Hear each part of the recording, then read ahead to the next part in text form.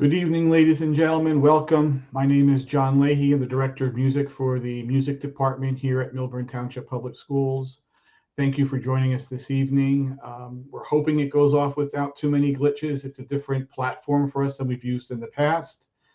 But tonight's presentation will be hopefully informative for all of you. I do want to take a moment just to introduce who's on the screen with me this evening. I'll go from the order they're in on my screen. I have Mr. Fleming, if he could raise his hand. Mr. Fleming is our sixth grade band teacher. He's been with the district for a couple decades at this point, right, Mr. Fleming? He was down this morning and visited the fifth grade band to say hello. I also have with us Miss Fouts. She's our seventh grade band director. She too's been here for quite a while. Below, I have Mr. Mulford, who was our first band teacher at the Washington School many years ago and is now our eighth grade band teacher at the middle school. We also have Miss Catherine Moore, who's one of our general music teachers and a sixth grade chorus teacher. We also have Miss Evans, who is an orchestra teacher. She's teaching seventh grade orchestra this year and symphonic orchestra. We have Mr. Bloomquist, who also taught at Washington School when he first started many years ago. And he's now at the middle school, and he's taught everything from sixth through eighth grade orchestra, as well as chamber orchestra. And we have Miss Saxton, who is a choral teacher, currently teaching grade seventh and eighth grade chorus. And she also is one of our general music teachers. We don't have a live chat feature in this platform, so my email address will be flashed on the screen, and if you have questions during the presentation, if you have time to email me, I'll try to answer the questions at the end of the presentation. And without any further ado, I'm now going to turn this over to our amazing staff of music educators who will present to you how the program at the middle school works, how to get your children enrolled, and what the expectations are once they are enrolled. Okay. Hello, this is Mr. Bloomquist. I currently teach sixth grade again at the middle school. I want to take a moment on behalf of the administration and the teachers alike to say thank you to the parents. Without your continued support, we would not be able to grow to the size we've gotten. This year alone, we have over 600 students enrolled, and needless to say, that is thanks to your continued support. So thank you so very much. In the middle school, students have an option for two instruments. They can either select band as one of the ensembles they can participate in, chorus or orchestra. They can take any combination of two of those ensembles. So band and chorus, chorus and orchestra, band and orchestra, or orchestra and chorus. In the band world, we offer woodwind, brass, and percussion instruments. Obviously, chorus is a vocal ensemble, and in orchestra, we have our strings family, violin, viola, cello, and bass. Without further ado, we're going to turn it over to Mr. Mulford for the schedule. Good evening, everyone. My name is Greg Mulford. I'm one of the band directors here at Millburn Middle School. If this is your first time having a sixth grader in the middle school, you probably don't know that we went through a major schedule change a couple of years ago. So this little diagram is going to just walk you through some of the most important things to consider coming to the middle school next year. Number one, we have an 8 a.m. start time, and our dismissal is 2:50, and we have 52-minute instructional blocks. All sixth graders are going to be scheduled for 8 classes in their schedule. So that's their language arts, their math, their science, their social studies, their physical education, and then physical education class, and then whatever foreign language class that you're going to enroll them in. They also get an AM cycle class and a PM cycle class. But as you can see on the schedule, only 6 of those classes meet a day. So the easiest way to explain this schedule is like a bicycle. We have an AM drop and we have a PM drop. So if you find the red 1 in this diagram underneath A day, you'll see that on A day, period 1 meets during block 1. But then on B day, it rotates down to block 2. C day, it rotates down to block 3, and then it drops on D day. That's your AM rotation. Same thing for PM rotation. If you find the red 5 under A day, on A day, it meets during block 4. It rotates to block 5 on B day, and then block 6 on C, and then it actually drops on D-Day. So moving to what music actually looks like in the middle school, number one thing that we all have to understand is that band, chorus, and orchestra are scheduled classes that meet during the school day. I'm going to say that again. Band, chorus, and orchestra are scheduled classes that meet during the school day. So for all of my band and orchestra parents, that means no more morning rehearsals, right? So we can take a deep breath in and out. No more early morning drop off. So music ensembles in the middle school are full year cycle courses, where all of the other cycle classes in 6th grade are only half year courses. So 6th graders have 4 choices outside of a performance ensemble to take as a cycle class, and that's art, general music, leadership, and game design. So we hope that all of you register your child for band, chorus, and or orchestra, and you will be placed in either a morning music performance class or an afternoon performance class. So when I hand it over to Mr. Fleming in a second, he's going to give you a more individualized schedule of what it would look like if you're in an AM class and what your cycle classes look in the afternoon. But the other thing that I wanted to really hit home before I hand it over to him is that you're allowed to do multiple ensembles in the middle school. You can do 2, any combination of 2. So it could be band and orchestra, orchestra and choir, choir and band. And the way that we've made this schedule work is that all band, chorus, and orchestras meet all at the same time, either AM or PM. And we develop an internal rotation so that kids go back and forth between those 2 classes. So without further ado, to give you a little bit more in-depth look of what an individual schedule would look like, this is Brian Fleming. Thank you, Mr. Mulford. If anybody's like me, you are a visual learner. Right. And Mr. Mulford did a great job going over the schedule with the periods and the blocks. And sometimes the verbiage of all these things can be a little confusing. So here's an example. If your child chooses just one ensemble, on the left-hand side, you'll see where it says block 1, 2, 3, 4, 5, 6. It's important to remember that block 1 is always from 8 a.m. to 8:54 a.m. But as you can clearly see, we have 4 school days. We have an A, B, C, and a D day. So as block 1 is moving throughout the week, your child will be going to a different class. So since we're in a music presentation, let's focus on that morning and look at day A, where it says block 2. And if your child chooses band, and of course you can fill that in with chorus or orchestra, if they choose just one ensemble, here is a visual representation of how that will rotate throughout their school day. Like Mr. Mulford said, it's an actual class that meets during the day. So on an A day, they'll have band during block 2. And on a B day, you can follow it down. It'll have a block 3. And then on a C day, you'll see that morning, it actually drops. There is no band that day. But on a D day, we go back and band is now block 1. And then that, of course, continues on the next A day, on the next B day, on the next C day, and the D day. And you can see how every class is color-coded, how every class kind of follows that same rotation.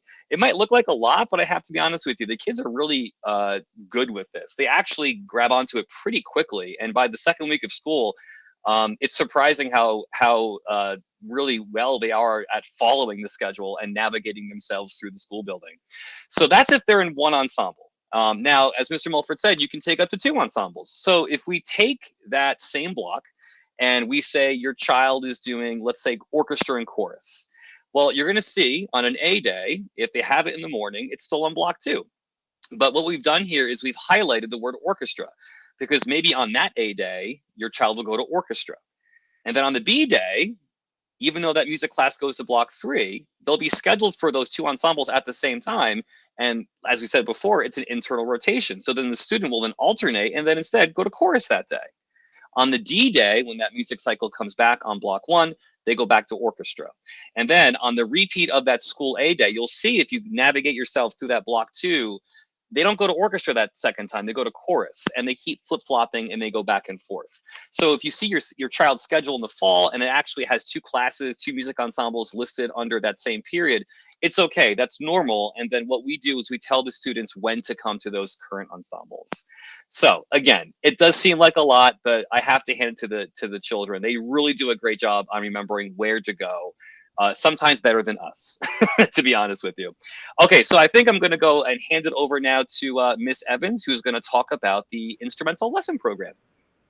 Good evening, everyone. Again, my name is Maureen Evans, and I am one of the string teachers at the middle school. So our lessons rotate within the school day, just like they do at Washington. So the children will not miss the same exact class each week. They will rotate through, and that is really good for them so that they, again, will not miss the same exact class each week.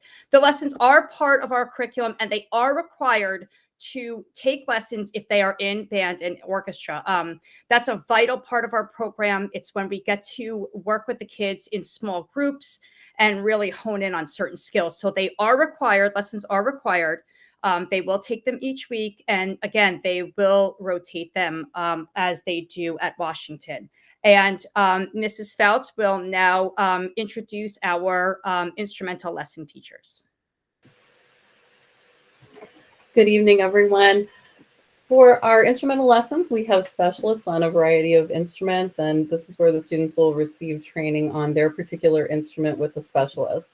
Our brass instructors at the middle school are Mr. Fleming, Mr. Spatz, and Mr. Cush.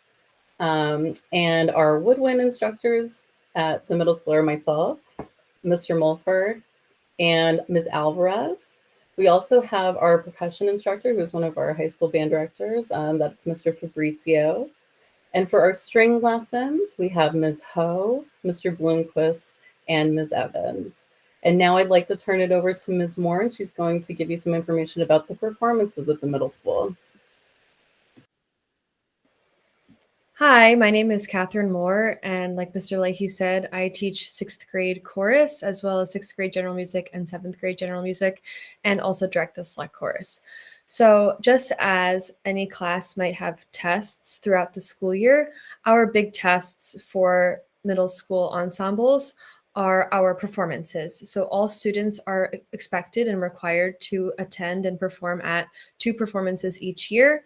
Band has its own performance schedule. So 6th, 7th, and 8th grade band students perform at the band concert. 6th, 7th, and 8th grade chorus students perform at the chorus concert, and same for orchestra. Each of these ensembles has 1 winter concert and 1 spring concert, which the schedule will be communicated to you by the beginning of the school year in 2024. So that schedule will be communicated to you, and especially in the winter, it is important to note the snow dates, as this year we had a run-in with a flood date, which was a new thing. So whenever that schedule goes out to you, please be sure to mark that down, as that performance is the big grade for that ensemble.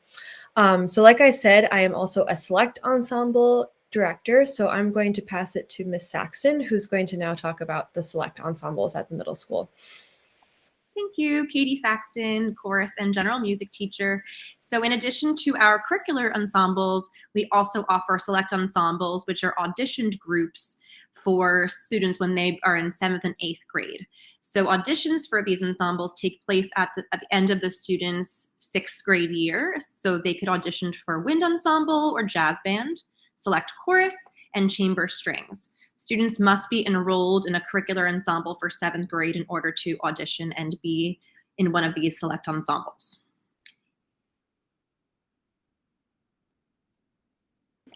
So as was said at the beginning of the meeting, if you have any questions about any of the things that were just discussed, please send your messages to John Leahy.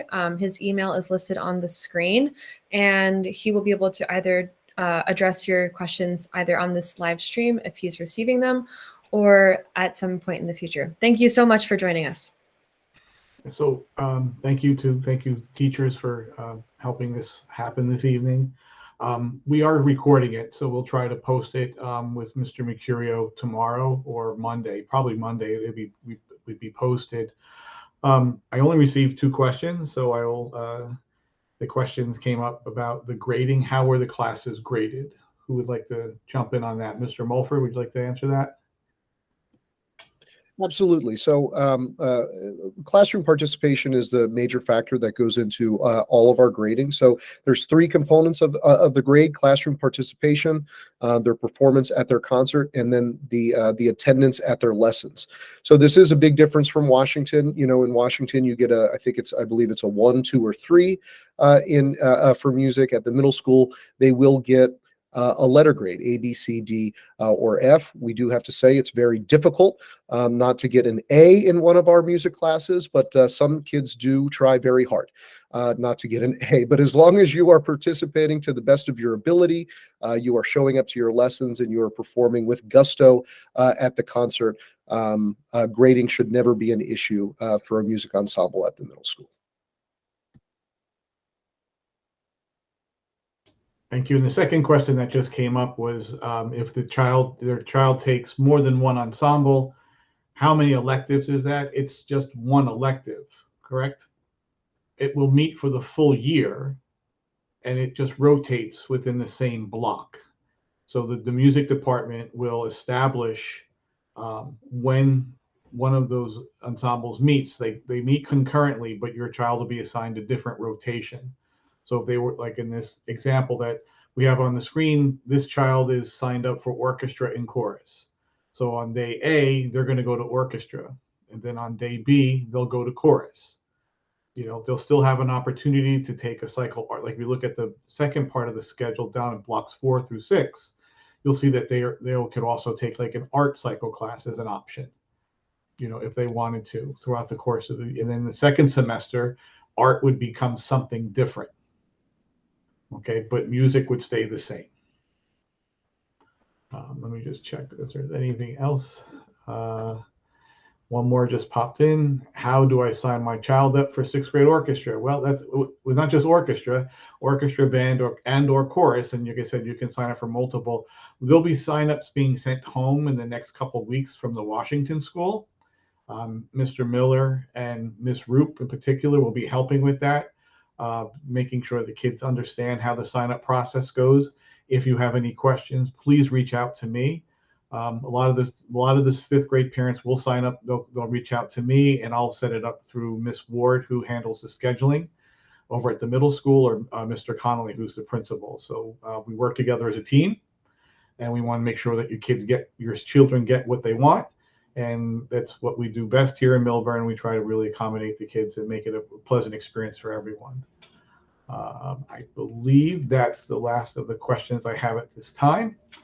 So again, on behalf of your current administrator, Mr. Mercurio, and your future administrators, Mr. Connolly, Ms. Ward, and Ms. Estevez Young, and of course, my partners here on the screen, our music department at the middle school, I want to thank you for joining us. And we look forward to seeing you next year at the middle school. Again, if you have any other questions, please don't hesitate to reach out to me, and I'll be certain to get back to you. Thank you, everyone.